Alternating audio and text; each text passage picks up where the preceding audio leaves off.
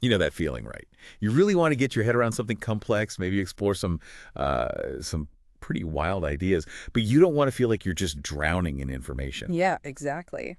That's kind of the sweet spot we aim for here at the Deep Dive. You, our listener, you bring the curiosity, you bring the source material, and we dig in. We try to unearth the most surprising, the most thought-provoking bits. It's like finding that intellectual shortcut, you know? Getting straight to the heart of these fascinating topics, seeing connections you might not expect, and walking away feeling like you've really learned something, but definitely not overwhelmed. In today's Deep Dive, oh boy, prepare yourselves. One of you sent us down a really captivating rabbit hole, a YouTube video. It's from the channel maker, and it's called 33 New to Bejesus Conspiracy Theories That Might Be True. Okay. Now, it's important. The video presents these mainly for entertainment. We need to keep that in mind. Why entertainment value first? But underneath that, there's a core of seriously intriguing concepts. Stuff that really makes you think. Absolutely. And the range of ideas in this thing is just remarkable. We're talking about stuff that connects ancient mysticism, puzzles over historical mysteries, and even pushes up against, like, the fringes of modern science. It's a real mix. Yeah, a tapestry of the known and the highly speculated. So our mission today, yours and ours, is to pull out the most compelling of these theories. Yeah. The ones that really make you stop and go, huh, okay. We're not here to say yes or no, true or false. Nope, just exploring the ideas. Exactly. Exploring them with you for the sheer adventure of it. Ready? Let's do it. Okay, let's start with one that mixes the ancient with the potentially missing, called the spirit removal theory. Okay, let's unpack this one. It's fascinating, this one, because it taps into something really persistent in human thought, this idea that maybe our consciousness isn't totally locked into our physical body. You see it echoed across, thousands of years, different cultures. Think about Tibetan dream yoga or shamanic soul journeys. These weren't just stories. They were like systematic practices for having out-of-body experiences. Yeah, it's not just one random belief somewhere. Mm-hmm. The video points out how these different cultures, totally separate geographically, historically, they independently came up with similar techniques for exploring these altered states. Mm-hmm. It kind of suggests either something fundamental about being human or maybe, just maybe, a shared reality they were all trying to tap into. Precisely. And then the theory layers on top of that what you might call more modern anecdotal evidence, like those medical accounts, patients who were clinically dead, Yeah. but later could recall specific details, conversations happening around them, events in other rooms even, details they just shouldn't have known through normal senses. That really makes you question, where consciousness actually is when the body stops working. Exactly. What can it do? And here's where it gets, well, even stranger. The video brings up historical reports, stories of spirit possession after near-death experiences or after intense meditation. Okay. The idea being, if consciousness can detach, maybe it leaves you vulnerable for a bit, like an open door that something else could slip through. It's kind of unsettling. It is, yeah. And if you look at the archaeology mentioned, ancient civilizations building special chambers, doing complex rituals for what they thought was safe spirit separation, even including warnings, protective measures, it suggests they had a pretty sophisticated, maybe esoteric, but still developed understanding. They weren't just messing around. They seemed to have rules. They knew there were dangers. Right, protocols. Yes. And then jumping way forward, the theory throws in those alleged classified military experiments from the 60s Yeah. on consciousness projection for spying. Talk about a potential real-world application, however weird. Seriously. Yeah, the idea that governments were actually trying to weaponize or at least use out-of-body experiences for espionage. That's provocative. Yeah. And the supposed reason they shut it down, subjects reporting feeling different, fundamentally changed when they came back. Some apparently claim they brought something back. Oof. Yeah, well, that just adds this whole other layer of creepiness, right? It reinforces those old worries about vulnerability. Okay, so moving from our consciousness maybe leaving our bodies to a theory that suggests our thoughts could, take on a life of their own. This is the lustful tulpas theory. Right. So for anyone who hasn't heard the term, a tulpa is basically a thought form of being created through focused mental energy. It's got roots in Buddhist Hindu practices. But this theory, it goes somewhere darker. Yeah, what's compelling here is how it kind of merges that ancient idea of mental creation with very modern anxieties, about how much sexual content is just everywhere. The idea of thought forms becoming autonomous is one thing, but the lustful part, that ties directly back to medieval ideas about demons feeding on human sexual energy, like a psychic vampirism. Okay, right. So the theory is suggesting that the sheer amount of sexually charged stuff in media today isn't just like a cultural trend, but it might actually be feeding these lustful tulpas, giving them the energy they need to stick around, maybe even get stronger. It's like we're accidentally farming psychic parasites with our Netflix queue. Wow. Okay. The evidence they point to is, well, it's thought-provoking, but mostly correlation, like the reported sharp rise in sleep paralysis encounters that have sexual themes started around the 60s. Which lines up with the sexual revolution, yeah. Exactly. That timing is curious. And the fact that these experiences often share similar, pretty disturbing details across different cultures, different places, it does make you wonder about a common source or influence. And it gets weirder. The video mentions old texts describing specific rituals designed to protect people against these thought-born tempters. So the idea isn't new. Apparently not. Ancient cultures might have known about these things, figured out ways to defend against them. That's pretty remarkable. It is. It suggests maybe this isn't just a modern issue, but something humans have dealt with before, just in different forms.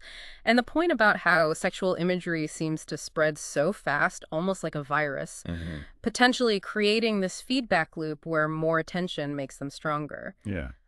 It paints a pretty unsettling picture of, like, unseen forces maybe manipulating things. Okay, let's shift gears a bit from the potentially erotic parasites to the deliberately controlled. Next up's the Western gatekeeping theory. This one looks at the idea that ancient wisdom, certain spiritual practices, might have been intentionally held back or managed in the West. Yeah, what's interesting here is that dynamic between knowledge, power, and culture. The theory suggests that things like meditation, energy work, Eastern spiritual traditions, that they were maybe systematically downplayed or dismissed by Western academia. Well, potentially, because if everyone adopted them, it could empower individuals, maybe challenge existing power structures. And the fact that these things often only got popular when they were presented in a more secular, sellable, watered-down form, that's a key part of the argument. Right. The video points out how the really deep transformative stuff often stays confined in monasteries, remote communities, that kind of thing. Like the West was only okay with it once the potentially disruptive bits were smoothed out. Precisely. And if you look at history, it gets more compelling. The theory suggests that times when these potent practices did gain traction often lined up with big social changes, challenges to authority. Think early Christian mystics or, the counterculture movements. Makes you ask who benefits from controlling access to that kind of knowledge. Exactly. And the alleged hypocrisy is pretty stark, too. The video talks about Western institutions calling these beliefs primitive in public while secretly studying them in private. Those declassified files about government programs looking into consciousness expansion, remote viewing, they definitely add weight to that idea. They do. It looks like maybe a strategy. Yeah. Keep the public focused on materialism, while behind closed doors, explore things that could completely undermine that view. And the examples of practices being simplified, like basic breathing versus complex pranayama, basic mindfulness versus deep meditation, it supports that idea of a deliberate watering down. And it wasn't just intellectual, was it? The theory also mentions physical suppression, like the challenges Tibet faced when its spiritual stuff got Western attention, or similar patterns with indigenous wisdom in South America facing persecution. Yeah, it paints a pretty sobering picture of cultural and maybe spiritual gatekeeping. Suggests a pattern, yeah. Powerful forces acting to control not just information, but practices that could shift power or empower people. Okay, let's move to a theory that works on a grand scale, literally. The divine ranking theory. This one suggests a link between a being's place in the heavenly hierarchy across different faiths, folklore, and their physical size. Think big archangels versus your standard issue angel. Exactly. What's striking is how consistent this idea is across cultures that seemingly had no contact. This notion that divine power or status shows up as just being bigger, it's everywhere. From ancient myths of giants walking with early humans to the detailed rankings in many pantheons. Yeah, the video points out even within, say, angelic hierarchies, the higher-ups are often depicted as just immense, radiating power the sheer scale, Like being closer to the ultimate divine source makes you physically bigger. And then the theory brings in a really unexpected parallel. Deep-sea research. The fact that creatures living way down deep in the ocean tend to be much larger than related species in shallower water.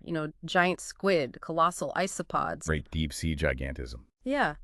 It's a curious analogy. The theory suggests maybe going deeper into the abyss is, in a way, like getting closer to some fundamental source, maybe even divine. And architecture fits in too.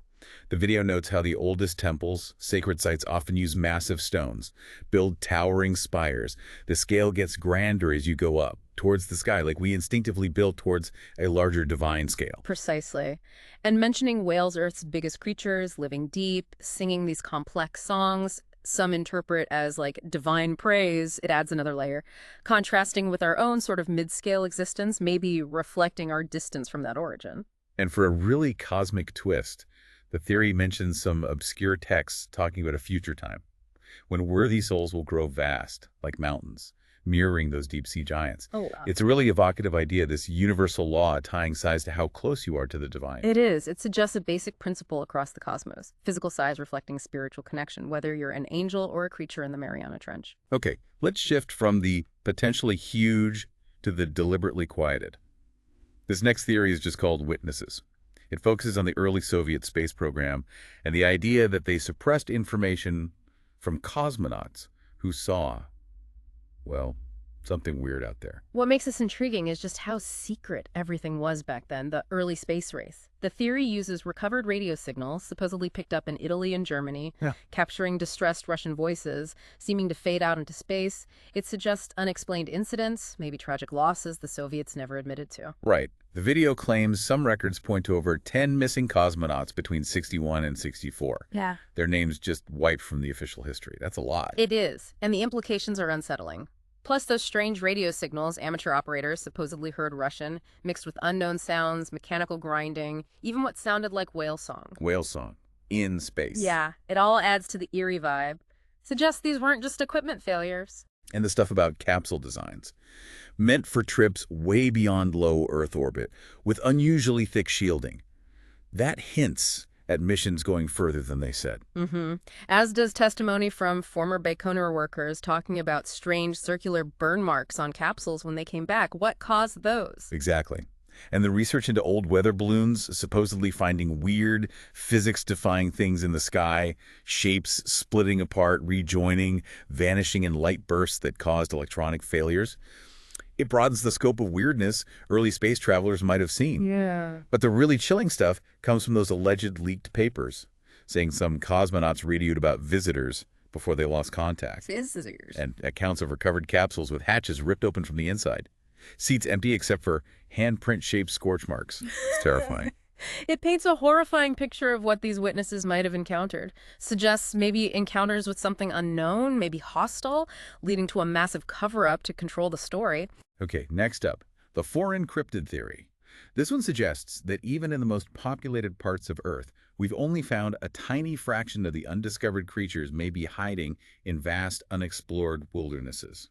What makes this plausible is just the sheer size of Earth's remaining wild places. Siberia, the Canadian tundra, the Australian outback, huge areas barely touched by humans, potential habitats for creatures science hasn't even dreamed of yet. Right, these aren't small parks. They're enormous territories. It's totally possible.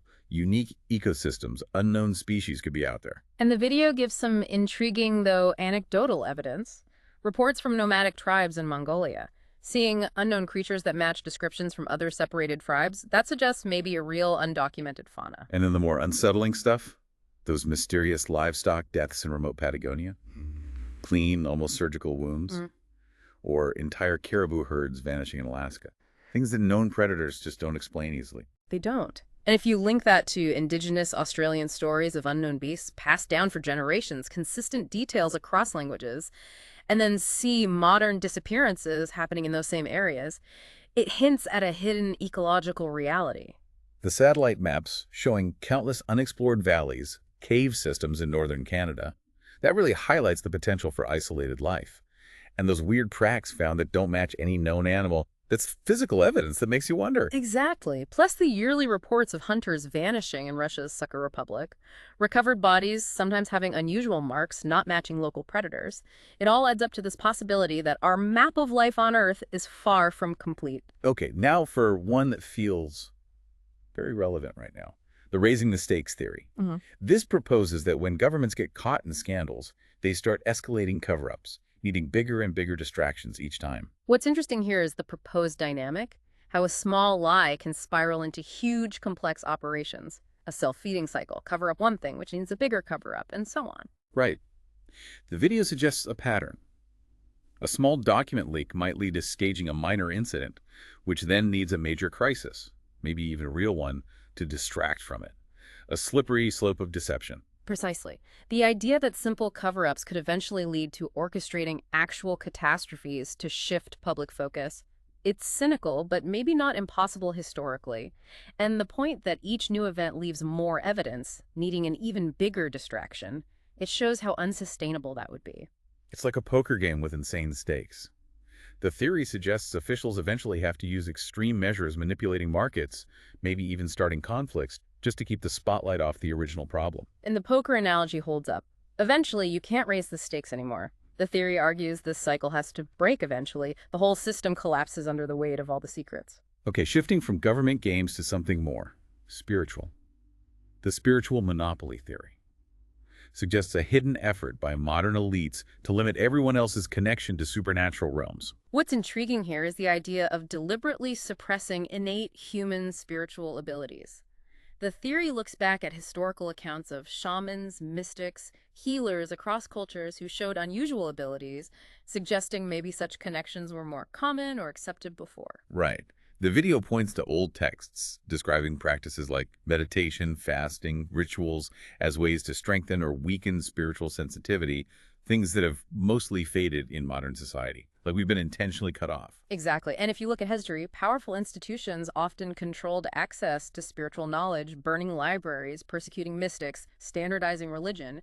It suggests a recurring theme of limiting individual spiritual freedom. And the theory critiques modern society too, suggesting the push for materialism, dismissing spiritual experiences, even things like meds, digital distractions, processed foods, might all subtly dull our spiritual senses. It's a provocative thought, and the idea that while the masses are disconnected, certain elites keep practicing ancient disciplines privately, that adds to the monopoly idea. The core is, maybe some spirits need human belief to have power, limit mass belief, and maybe elites force those entities to work only with them. Creating a spiritual monopoly, yeah. Okay, now for a theory that flips a common idea on its head. Inverse summonings.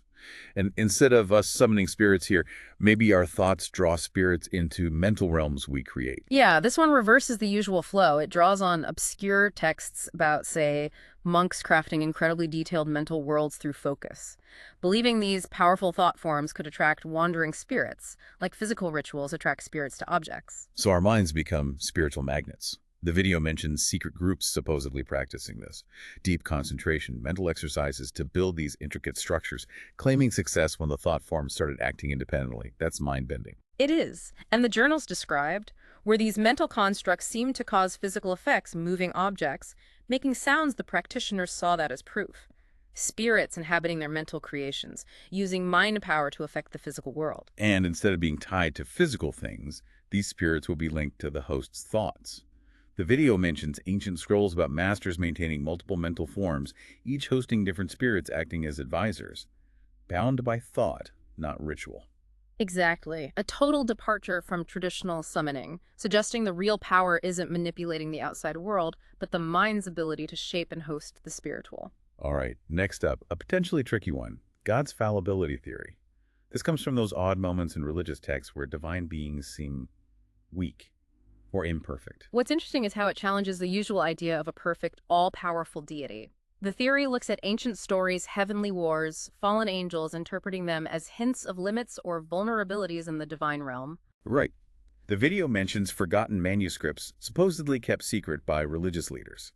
Texts detailing gods losing battles, failing goals. That definitely clashes with the standard all-powerful narrative. It does. And the fact that many ancient cultures had stories of gods being tricked, beaten, sometimes by lesser beings, Tales that got slowly scrubbed from official versions suggest maybe a historical editing of divine power. And it gets a bit conspiratorial with the mention of secret societies, claiming they know divine weak points, times, places, methods passed down in code, like finding God's kryptonite. Indeed. And the reference to old military records showing religious leaders sometimes lacking confidence, doing specific rituals before battles, maybe trying to work around divine limits, it suggests a more complex view of divine power in the past. And that detail about Vatican archives. Documents showing church officials worried about how astronomical events might affect divine power. Documents quickly sealed away. That implies a belief, somewhere high up, that even God might be subject to cosmic forces. It does. Suggests a more vulnerable relationship between the divine and the universe than usually taught. Hints of carefully guarded secrets about divine limitations. Okay, now for a theory that says the biggest secrets might be hidden in plain sight. Mundane truths theory. Seemingly trivial bits of info are deliberately hidden, not for their individual impact, but for the power they unlock together. What's fascinating is the idea that simple knowledge, even boring facts, can be powerful. The theory sees patterns of information being restricted beyond typical censorship. Simple facts, dates, harmless details, just vanishing. Right. The video mentions ancient texts being edited subtly, removing specific phrases about nature, math, daily life, not whole sections, just strategic little bits removed from the puzzle. Exactly. And the claim that certain basic math proofs, simple scientific principles were deliberately left out of academic records in, say, the 1800s. Not huge breakthroughs, but fundamental building blocks. That's intriguing. And the idea of secret societies focused just on keeping specific trivia from spreading. Believing that if everyone knew everything about reality, they could bend the rules. That's almost like magic through knowing boring stuff. It is. The theory suggests the suppressed info forms a web, each piece harmless alone, but combined they unlock a deeper understanding. Control is maintained not by hiding big secrets, but by stopping people from completing the puzzle. And the analogy to reality keys. Ordinary facts that grant abilities when known together, like computer passwords, that really drives home the potential power of mundane details. It does. Suggests the universe's deepest secrets might not be grand mysteries, but a collection of simple truths that, put together correctly, could change everything. All right, next, power through belief theory. Draws a line from ancient magic to modern psychology, saying absolute conviction is key to making things happen. What's compelling is how it merges the mystical and the scientific. It looks at historical accounts, shamans doing amazing things through sheer faith. Mirrors the modern placebo effect, where belief alone causes real physical changes. Right. The video mentions those declassified government files. MKUltra, Project Stargate, trying to harness this. Finding that believers consistently outperform skeptics in psychic tests suggests belief isn't just wishful thinking. Exactly. And this idea is everywhere in magical traditions. Celtic, Eastern, you name it. Doubt is always seen as the barrier to making things manifest. It seems like a universal principle. And the archaeology. Ancient ritual sites meticulously designed to reinforce belief, eliminate skepticism. These weren't just churches. They were environments built to foster absolute faith. And connecting it to modern neuroscience, showing how strong beliefs literally change brain chemistry, neural pathways, that gives it a biological basis, suggests maybe absolute faith does unlock dormant abilities through mechanisms we're just starting to grasp. Okay, now for one, mixing the Bible with, well, subterranean ideas. Genesis location theory suggests early humans lived inside a hollow earth with the Garden of Eden at its center. What's wild is the literal reading of Genesis combined with that fringe hollow earth belief. It points to references waters above the heavens, a firmament dividing things, interpreting that as maybe a primordial watery shell around the outer earth, creating a hollow space inside. Right, and the video stresses that no place on Earth's surface matches the Bible's description of Eden. The 4 rivers, the geography, it just doesn't fit. So the theory says maybe Eden still exists, but hidden inside Earth, protected. Exactly. And that flaming sword guarding Eden, maybe less symbolic, more like a literal barrier to this inner world. The theory also uses ancient writings about a big shift in where humans lived, possibly linking it to a migration from inner to outer Earth during the flood. Maybe the flood was the collapse of that watery shell. So the flood wasn't just on the surface, it reshaped the whole world, our place in it. And the theory claims you can reread parts of Genesis through this inner Earth lens. It's definitely a novel take on those texts. It is. Offers an alternative explanation for some puzzling descriptions in Genesis, placing humanity's origins in a hidden paradise beneath our feet. All right, moving from Earth's center to something about time. Fourth dimensional foresight theory suggests the way classified info is handled hints at a secret time travel program, but used for containment, not changing the past. What's intriguing is the apparent knowingness in how authorities manage sensitive info. The theory points to cases where potentially destabilizing evidence vanishes instantly, while other big finds are left alone, suggests foresight beyond normal intel analysis. Right. The video mentions authorities acting super fast, precisely containing situations before they blow up publicly. The timing often seems too perfect to be luck, like they knew which sparks to stomp out. Exactly. And that pattern in declassified documents, where minor events got huge containment efforts way before the public cared, only later becoming huge issues when leaked. The response preceding the public interest is weird. And the idea that evidence seized decades ago only becomes relevant now. That's key. Like someone knew which puzzle pieces would matter down the line. The theory posits a secret time travel program, not for altering the past, but for seeing potential futures and guiding present-day containment, stopping certain info from ever getting out. Like a chess master seeing moves ahead, removing key pieces now to control the endgame. So, not rewriting history, but managing the flow of information across time. A fascinating, kind of creepy idea about it controlling knowledge. It is. Suggests a hidden layer of control operating outside our normal sense of time, carefully curating what we get to know. Okay, next we get into a really unsettling, unsolved case with the interdimensional disposal theory. Focuses on that 1957 murder of a boy found in a box near Philadelphia. What makes this so disturbing is the cluster of truly bizarre details. The theory focuses on the crime scene oddities. The box wasn't weathered despite rain, witnesses said it just appeared there. It suggests something beyond a normal crime. Right. Those details are just profoundly strange. Like the box, the body were somehow dropped into that spot from elsewhere. And the reports of weird magnetic readings around the site causing equipment to malfunction in a perfect 20-foot circle. That's not normal. It isn't. And the fact that similar magnetic anomalies pop up at other sites of unexplained disappearances links this case to maybe a bigger, stranger pattern. The theory also notes how evidence in these cold cases often just vanishes, prints fading, photos blurring, like something is actively erasing traces. And the lead detective's notes, describing the scene as having a wrong feel, like the space itself was borrowed, didn't belong. That's the kind of gut feeling that often points to something really weird. Plus, the reported 15-degree temperature drop near the box and trace soil moving in impossible ways. Exactly. All these anomalies together suggest maybe the normal laws of physics were disrupted there, hinting at an intrusion from another dimension. The box and its tragic contents may be accidentally or even deliberately dumped into our reality. All right, now a twist on a familiar idea. The curated reality theory suggests our reality isn't just a simulation running, but one being actively, subtly tweaked in real time. What's fascinating is the idea of a dynamic, responsive reality, constantly fine-tuned. The theory points to those weird, low-probability events, a pen landing perfectly upright, a bird suddenly blocking a fatal crash, as maybe examples of these small, real-time adjustments. Right.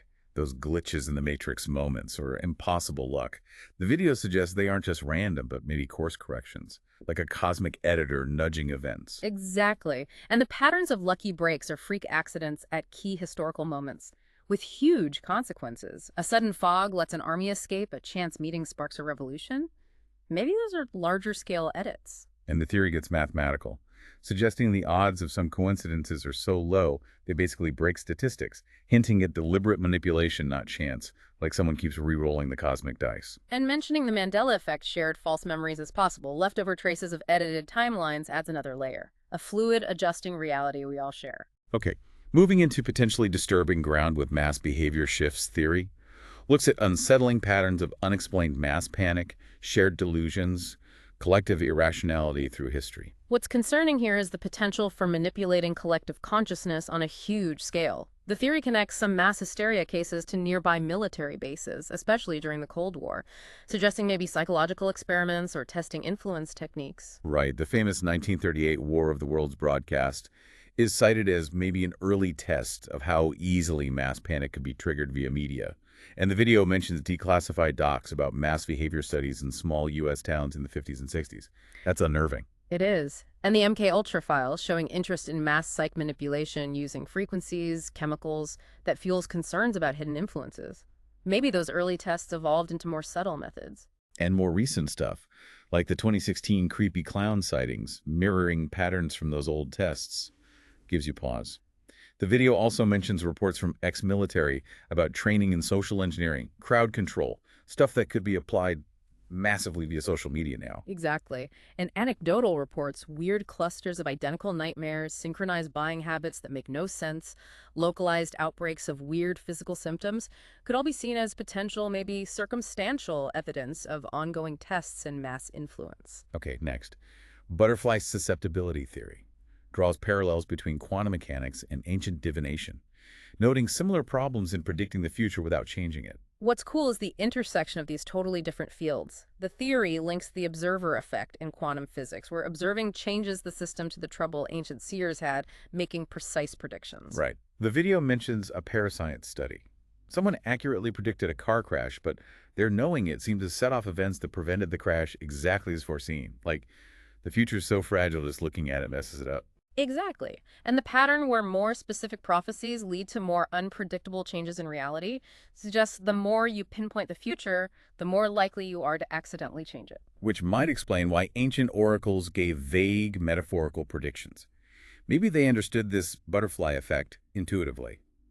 The video notes the most accurate prophecies historically were often open to interpretation. And the ongoing failures to scientifically verify precognition in labs, where the measurement itself seems to alter what's measured, that fits too. Observing the future seems to inevitably change it. All right, now one blending aliens with, well, hellfire.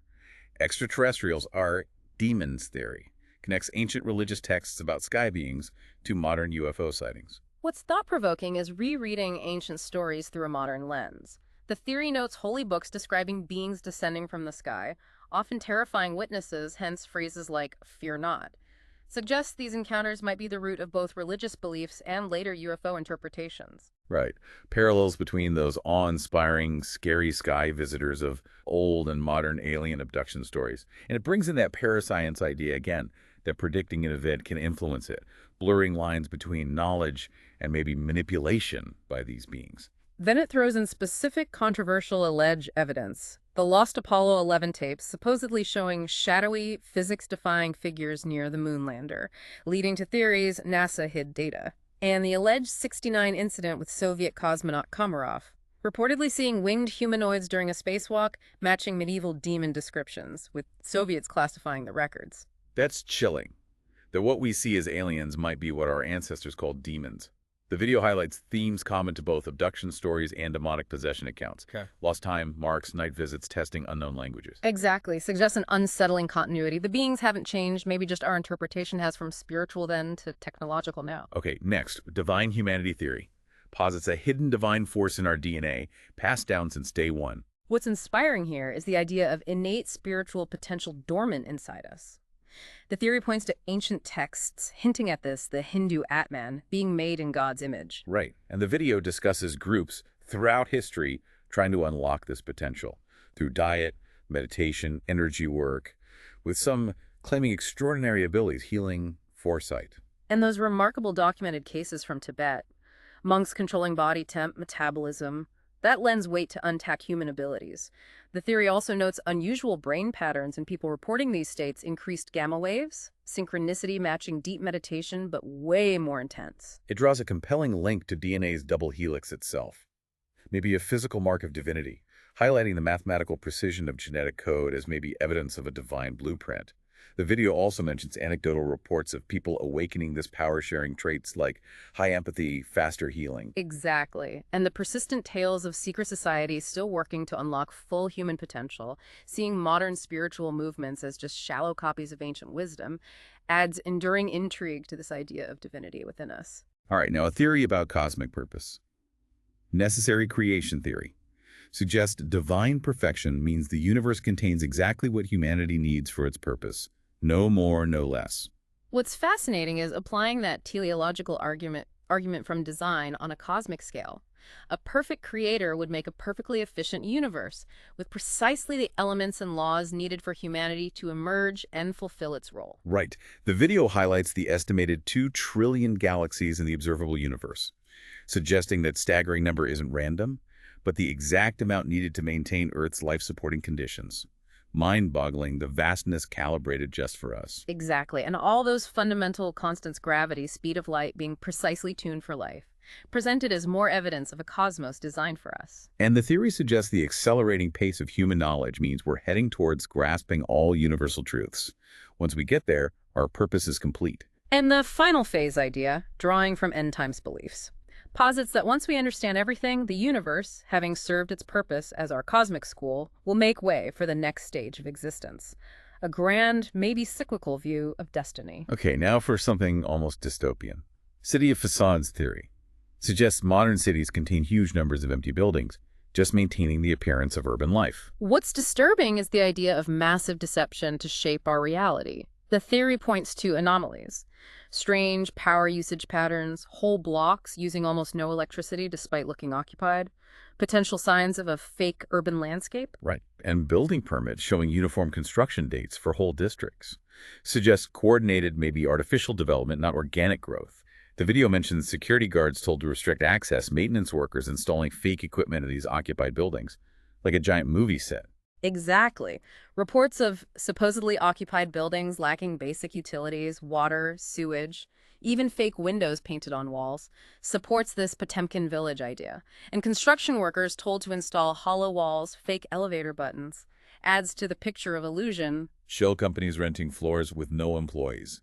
Late-night thermal imaging showing cold city blocks adds to the eerie emptiness. And the suggestion of government contracts funding these purposeless buildings as part of an elaborate stage design for prosperity. That's wild. It is. Implies profound manipulation of perceived reality, creating an illusion of density and vitality for unknown reasons. All right, next. Earth is purgatory theory. Places our existence in a waiting room, a transition between planes. What's intriguing is how it tries to frame the mix of suffering and joy in human life within a bigger spiritual picture. It highlights a pattern. Supernatural events clustering before Christ's birth, then dropping off massively, suggesting a shift in Earth's spiritual role. Right. And it cites religious scholars noting pre-Christian souls often seem to linger on Earth, not ascending or descending, implying a different spiritual state back then. The video also notes modern ghost sightings often involve trapped souls, matching the idea of working off cosmic debt in purgatory. Exactly. And ancient writings describing Earth as a proving ground, where past sins are balanced, fits the purgatory concept. The theory suggests the decline in miracles might mean this spiritual layover is slowly emptying out. So Earth's mix of suffering and joy isn't random, but reflects purgatory's dual nature, cleansing and preparation. It's kind of sobering and comforting at once. It is. Reframes life as a temporary stage in a grander spiritual journey, where challenges and joys might serve a purpose in our evolution. Okay, now for a rather deterministic one. Predestined extinction theory suggests Earth's mass die-offs follow a cosmic timetable, making human efforts to stop them pointless. What's fascinating, maybe unsettling, is the cyclical view of life and death over geological time. The theory notes major extinctions seem to happen roughly every 27 million years. 5 big ones already logged. Right. And the link between these events and clusters of asteroid impacts suggests a recurring cosmic force. Not just random bad luck, but a larger pattern. Exactly. And how life bounces back predictably after each reset. Surviving species evolving similarly, filling the same niches, suggests resilience, maybe inevitability to the cycle. And the theory's fatalistic edge, suggesting human attempts to prevent future extinctions are probably futile, like the universe has a schedule. Even ancient texts across cultures talking about cycles of world death and renewal, some Hindu texts giving loosely matching timeframes, adds to that sense of a preordained pattern. It does. Presents Earth's history as punctuated by these inevitable resets, suggesting our time as dominant species might be finite no matter what we do. All right, next, some subterranean history.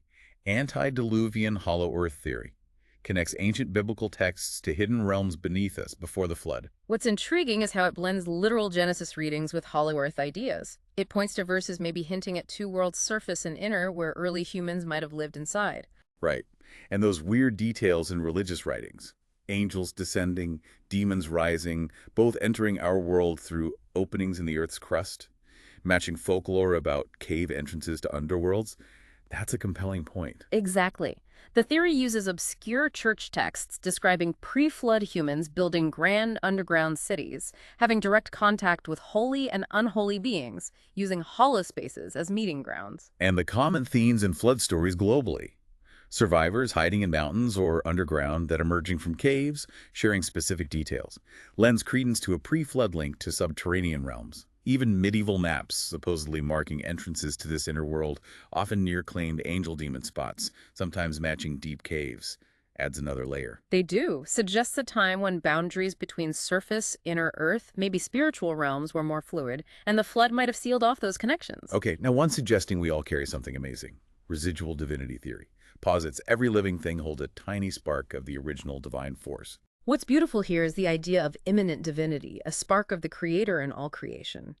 It uses ancient mystical texts hinting humans once had or could wield godlike abilities. Right, and weird archaeological finds, anachronistic artifacts, physics-defying objects combined with modern research tracking paranormal events clustering around certain unaware individuals points to some latent potential. Exactly. Lab tests showing people influencing random number generators with thought alone suggests subtle matter interaction at a quantum level. And those incredible accounts of monks controlling body functions hints at dormant capabilities. The theory also notes historical cases of ordinary people suddenly manifesting abilities under extreme stress, suggesting these powers can be triggered. And weird energy readings at sacred sites, spiking during alignments or mass gatherings, may be eclectic amplification of this residual divine energy. It does. Suggests that even if we don't get it, a fundamental connection to a divine source persists within us, occasionally showing up in ways science can't explain yet. Right, next. Reality drift theory links our color perception to deeper shifts in consciousness, maybe reality itself. What's intriguing is taking something seemingly objective, color, and suggesting it's more subjective, maybe even unstable. The theory notes how people process light differently, some seeing colors more vibrantly. Right, and medical cases where color perception changes gradually, often with neurological conditions, but the person can't pinpoint when it started. It's peculiar, like our internal palette is always subtly recalibrating. Exactly. And psych experiments where people sort colors differently over time without noticing suggests a basic instability in our senses we're unaware of. The theory also notes research linking better visual processing to more stable color recognition. And data correlating color perception changes with health markers suggests a link between subjective experience and physical well-being. The video mentions people's memories of past colors shifting to match current perception, like reality retroactively adjusts personally. It does. Raises the unsettling idea that our shared reality, even basic color, might be more fluid than we think. Subtle shifts happening in our senses that could reflect deeper changes in reality itself. Okay, now a darker take on monster hunters. Paranormal programs theory suggests modern ghost hunting distracts from a more organized, successful historical effort against real supernatural entities. What's fascinating, maybe disturbing, is the idea that old monster hunting wasn't just folklore, but a coordinated, largely successful campaign. The theory points to historical accounts of systematic efforts across Europe targeting vampires, werewolves far more organized than witch hunts. Right. The video mentions specialized military-like units in Eastern Europe operating with papal support, using specific weapons, protocols, keeping detailed logs, suggests a serious systematic approach. Exactly. And archaeological finds. Ancient burial sites across diverse regions showing corpses with consistent, systematic mutilations, stakes through hearts, heads severed across cultures with no contact. Suggests a shared, maybe standardized understanding of how to neutralize certain entities. And the theory highlights a sharp decline in monster hunting practices across Europe around the 1600s, coinciding with historical accounts of big, maybe unacknowledged victories against these things, like a major threat was dealt. Precisely. Specific anti-supernatural fortifications falling into disuse then. Communities stopping constant vigilance supports the idea of a successful campaign. And the theory references obscure Vatican texts hinting at a final push, the Last Crusade, maybe in the 17th century, followed by reported vampire-werewolf activity dropping to near zero, paints a picture of a concluded operation. It does. Suggests the supernatural world, at least the dangerous parts, might have been largely handled by our ancestors, leaving only legends and modern interpretations. All right, next, mind, body, and soul separation theory. Proposes human consciousness isn't one thing, but three distinct forms, mind, body, soul, each communicating differently. What's intriguing is how it tries to mesh ancient spiritual ideas with modern, maybe fringe science. It uses declassified Stargate files showing unexplained mental connections over distance, aligning with Buddhist ideas of interconnected consciousness fields. Right, telepathy, remote viewing stuff. Yeah. And the video mentions modern evidence linking measurable electromagnetic fields around bodies to aura sightings, with patterns during meditation, high emotion detected by Japanese teams. Exactly. And medieval alchemists writing about transmuting spiritual energy into physical effects via the Philosopher's Stone could fit this framework.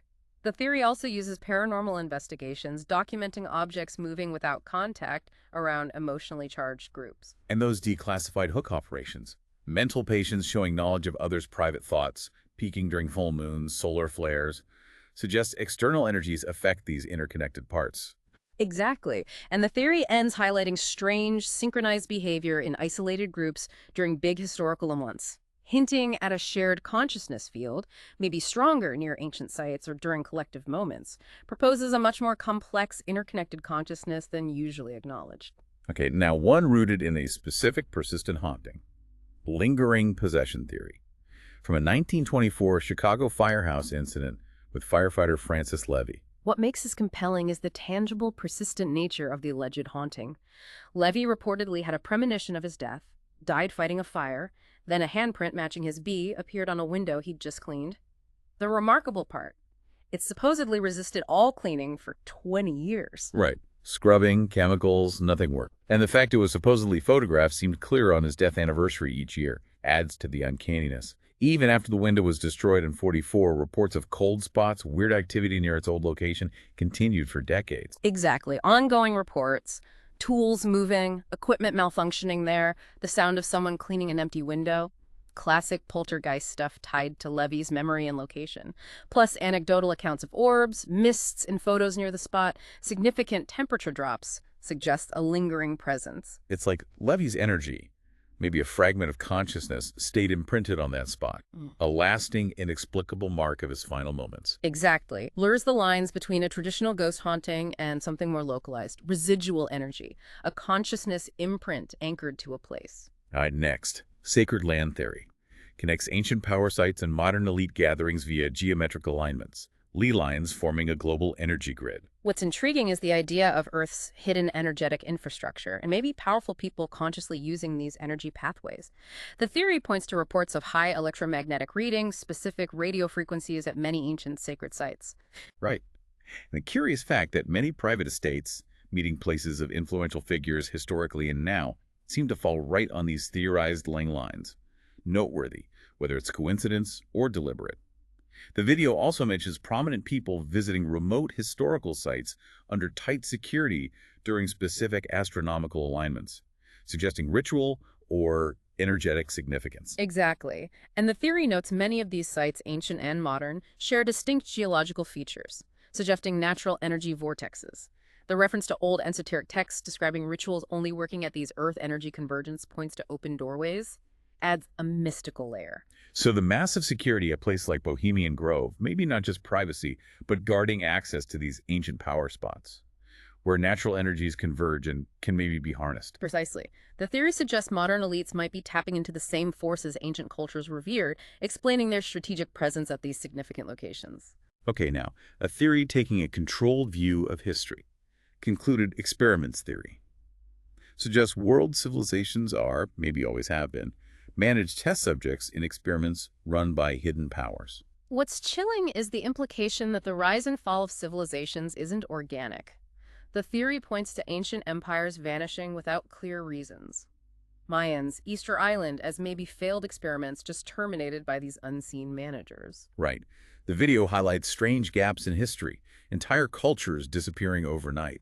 The Bronze Age collapse, wiping out multiple advanced societies at once, presented as potential large-scale cleanup operations. Exactly. And unexplained mass migrations from thriving ancient cities could be deliberate relocations for new social experiments. The theory even suggests modern isolated nations might be ongoing, monitored experiments needing limited outside influence, like North Korea, Cuba. So historical cycles aren't natural. They're potentially orchestrated outcomes, and fallen empires fragmenting into smaller states creates perfect conditions for new rounds of social testing. Unsettling that we might be unwitting lab rats. It is. raises uncomfortable questions about free will, the real forces shaping history, and manipulation on a scale we can barely imagine. Right. And finally, fourth dimensional beings theory proposes ghosts, cryptids, weird creatures might be entities existing beyond our linear time, moving freely through it. What's mind-bending is explaining paranormal weirdness via higher dimensions. The theory notes how often entities vanish into thin air, appear in impossible places, suggests movement beyond our three spatial dimensions. Right, not just moving through space weirdly, but maybe navigating time too. The video mentions how many encounter reports describe entities seeming to know exactly when and where to move to avoid being recorded or caught. Smarter than animal instinct. Exactly.